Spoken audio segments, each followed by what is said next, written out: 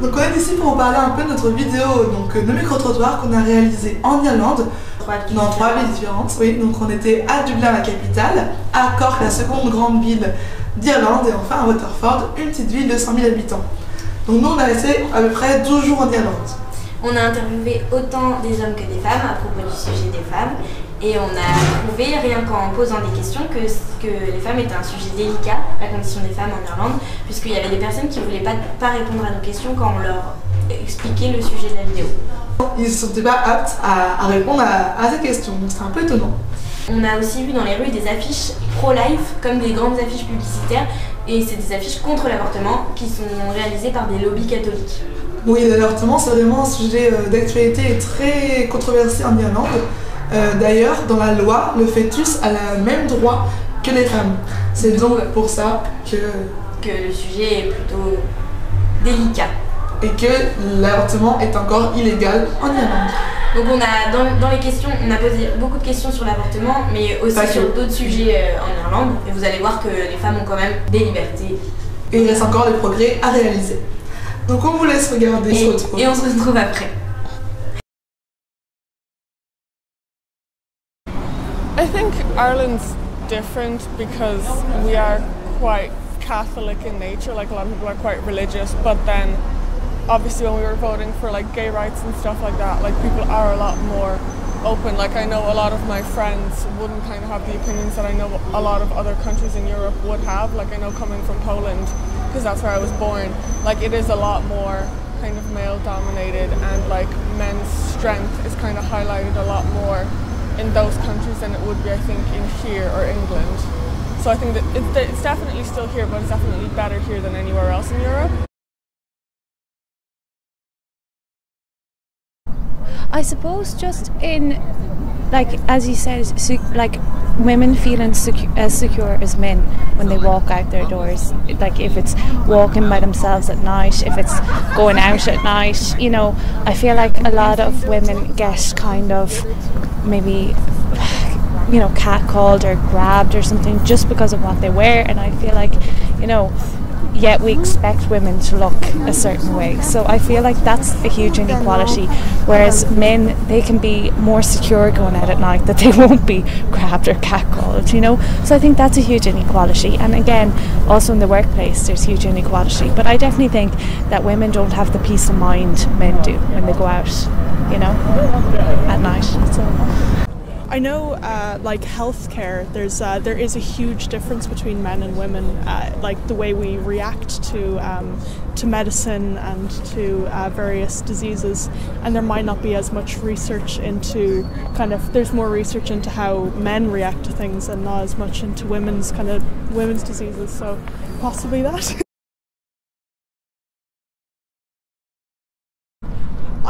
I haven't come across any kind of like barriers to jobs for either genders, so which is fantastic.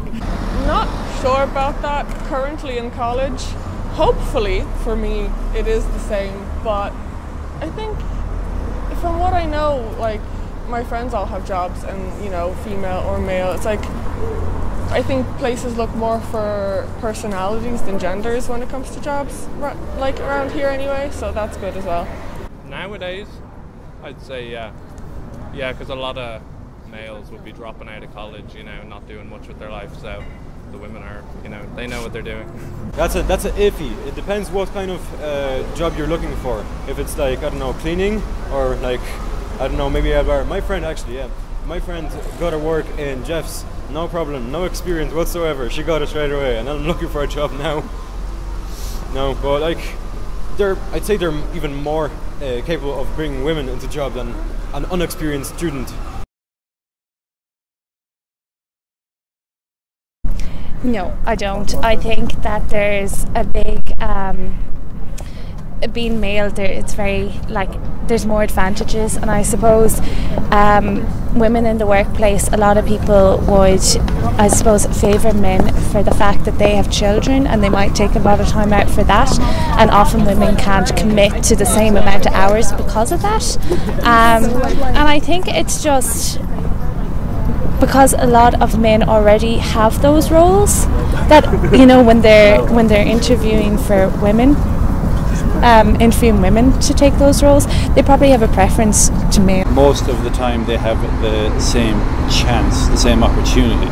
Most of the time. But I haven't, like, definitely in my personal life, I haven't encountered inequality in that regard, in terms of opportunity. Every job I've had, I've worked in call centres and lots of different places like that with lots of different people, and everyone had the same opportunity. There's no one being held on that. In other parts of the world now, that might be different, based on different, Middle Eastern ideologies. They tend to keep women down, basically, in my opinion, but I don't know enough about it, and I'm not an expert. Definitely, yeah. No, I don't think so. Well, it seems to be the effect of tradition in Ireland. But women are becoming increasingly active and important in leading roles in this country now, in the last few years especially. Depends. Like, I'd be here Monday to Friday because of college, and Waterford is smaller, I guess, so it feels like a more secure community, but I live in Dublin originally, so going home late at night is a bit different, although I suppose it's a bigger city, so you kind of feel like less important in such a big environment, so it might be that, but it's not like terrible. It's still there a little bit. During the day I would, but no, not at night, I wouldn't. I just always feel like if you have a male walking with you, you are more secure. I just feel like you're less subject to catcalling or even harassment in any way, because the male presence kind of gets rid of it nearly. I feel like as a woman, if you're walking in the streets by yourself, you would be subjected to more of a possibility of harassment and all that. So no, I'd prefer a male presence with me if I could, especially at night. During the day, yeah, no, it's fine.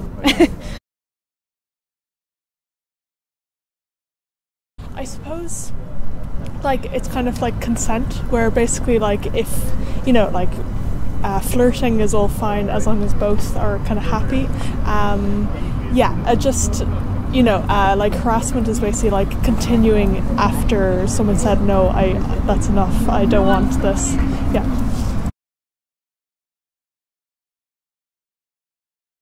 I'd say it's the same between both sexes, because the most harassment will be done by like junkies. So they do it to everyone. They wouldn't really discriminate. Maybe late at night. Late at night could be a bit worse for women, but I'd say. But yeah, you see it all the time, and it's not that bad here. It depends on where you go. Like right in the city, it's fine. Then the more you spread out, it gets weird.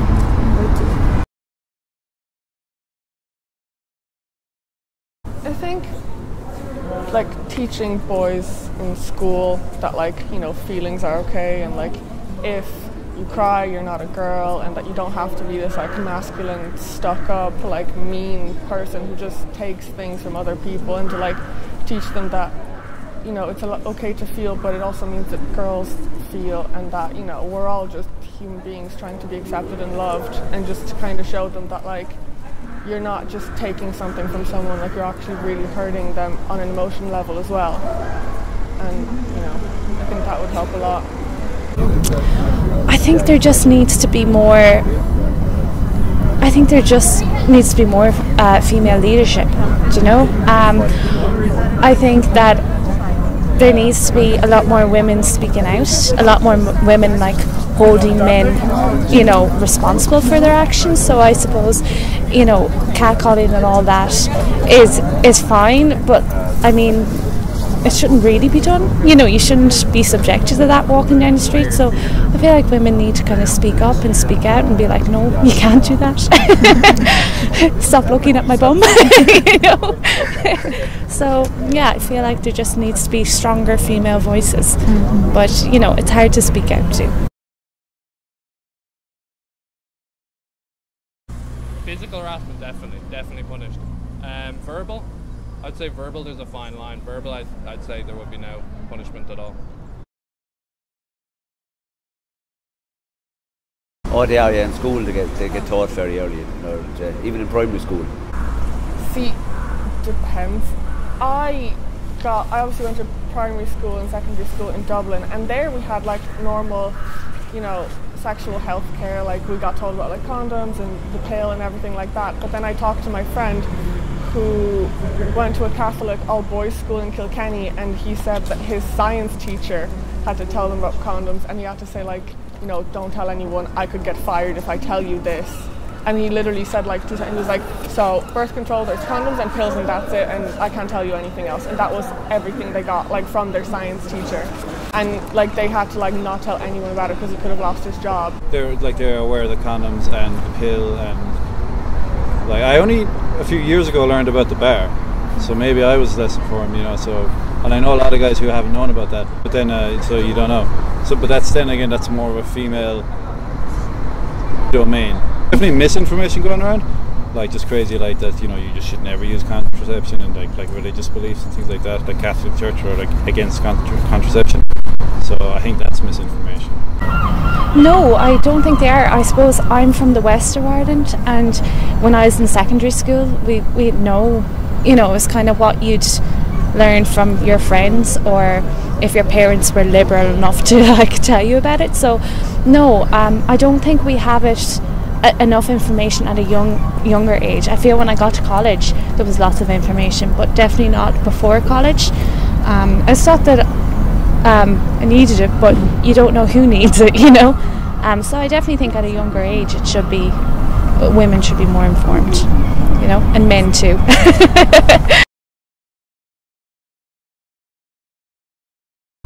I actually registered to vote just so I could vote for the Repeal the Eighth movement. I think obviously it's terrible and like it's hard and blah blah blah, people are dying and it's a sad thing, but if you're the one pregnant and you don't want to have a baby, it's your choice. You're not hurting anyone else. The globe is already overpopulated. I've actually had a friend who committed suicide because she was an orphan being passed around the adoption system. So saying, oh, if you don't want to have a kid, like someone else will want to adopt it, that's not always the case, and you don't know the families that are going to take them, and they might be terrible for them. So it might be better for you to just, you know, take away that little baby's life than to have it live with terrible people who don't want it. And that's just that. Like, there's always going to be more babies to adopt in the world. You don't need to add another one to that if you don't want to. Abortion is not permitted in this country. Yeah, so I think it should be legal, but it's not that simple, because to get there, it's you're dealing with two very polarized points of view. So, and it tends to be the older, more right-wing thinking, conservative, religious types that are pro-life, and they're in control of everything because they actually. And then on the other side, you get the younger, more left-leaning, less religious, and then you get the kind of middle ground where, like, where I would think I would try to land is it should just be legal. You shouldn't be punished for doing it. It's the only thing I haven't heard a solid argument against is why it should be illegal, why you should be then punished after it happens. That's the only thing. You can debate all day whether or not it's good or bad. Everyone agrees abortion is something you don't want to do, but then you might have to do it in extreme cases. There are arguments on the right side of things, right-leaning side of things, that say, you know, if we just let everyone have abortions, then everyone's going to be having abortions all the time, and there's risks there. Like you kind of laugh there, and I understand, because it's kind of ridiculous to think everybody would be doing it, because everybody wouldn't be doing it, but some would be, and that's crazy. It's crazy to think that people would have an abortion, like when they don't really need one. You know, if I was with a girl and I got her pregnant, it would be her choice. But my opinion of it would be, if it was a girl that I was with, then we're able for it. You know, you don't need to get rid of it. Like, you know, what's also like, what are you going to do when you're like 50 or 60 without kids? Who's going to look after you? You know, what are you going to do? So it's, I don't know. I could talk about that one for hours. So the only thing is that I didn't notice that if you look at a pro-life like march or group or like a big organisation of them when they get together, when they're out, and then you look at a pro-choice they look like young girls and old girls who are not communicating with each other at all, and they like need each other. Because you need the conservative side of things to get things done, and you need the open-minded things so that this doesn't die off meaninglessly. You know, you need that has to come together. Like, I think that any amendment that should be made, it should be a static one, that it never gets changed again, because it's just getting too confusing for people constantly changing laws and amendments. I think that to make it something readily available in Ireland would make it happen more often. And I think as well, like, having more sexual education and like contraceptive education towards girls, like, so it doesn't have to go as far to the level of a woman having to gestate an embryo and go to get it aborted, or go through a traumatic trip over to the UK just to pay a doctor or to have someone, an official over there, do it. There's plenty of other contraception methods on the prevention, like, of it in the first place. But I wouldn't, like, I'm not saying that I think, oh yeah, it should be available to people. Like, ideally, I prefer, like, that if it was kept in the UK and if it wasn't here, because I know friends who've had it done and they've been really emotionally affected by it afterwards, you know. So I'm like, anything that can be avoidable, like even the morning after pill, I know it's 3 days, you know, it can be taken up to 3 days. So if anyone goes, oh, I don't want this to happen, but maybe I can do something else, you know. So yeah, I just think it's too much of a traumatic experience for anyone, like.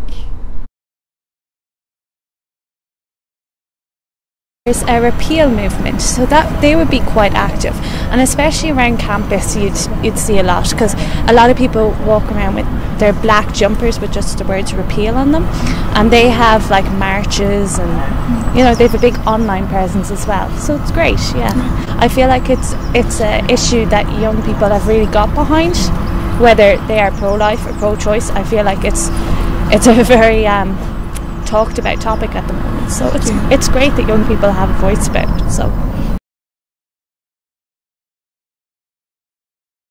oh yeah, it's constant, you know. I feel like social media now plays such a big role in our lives, and you know, you just click on to something and there's so many women who look so perfect, and you know, even going to the gym they look perfect, and you're like, who looks perfect 24/7? So there is so much pressure, you know. There's an awful lot of pressure, and I think it's really tough on women these days. I don't know what it was like, obviously 10-20 years ago, but today I feel like there's a huge pressure on women to look good all the time. Yes, I think media attention makes women want to look perhaps better than they might normally want to look. Not really. Especially not in Ireland. In Ireland there's two people. One's shit ton of makeup and the other one no makeup. But the thing is, you don't need to wear makeup to be beautiful. Like, it's not a must. Because I feel with, you know, the younger age group, I feel they put pressure on themselves to do it.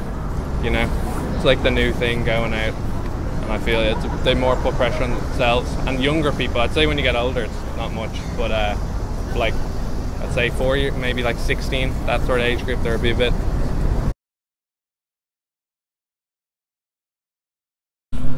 I'd like to think so, yeah. I think more these days. Like, I know in the past it was women stayed at home and men went to worked and were like the breadwinners, but I think now I think we're a bit more modern, and you know, both have to like take care of the children. Both have a huge role in kind of bringing up children. Yeah, I definitely think so, yeah. I think women probably definitely make much more substantial sacrifices, yeah. There's definitely, people don't talk about it, no. Yeah, it's, no, people just, they don't, and especially like with the ads on TV, you kind of have like this like blue dropper, and it's like, it's kind of ridiculous that you can't kind of show anything or like have, yeah, any of that on TV, or, yeah, I definitely think so, yeah, there is a taboo, yeah. Definitely, that's one thing that I think as a woman myself, I still feel not fully educated about, because in biology there's only so much done in biology about male and female anatomy, and it's not really progressed anymore. It hasn't in years, like in centuries, it hasn't progressed. Or if there has been information, it has been given on like a social level where people can study it in universities, colleges, etc. So I think, yeah, it's always been and it still is. I think all inequality is just stupid.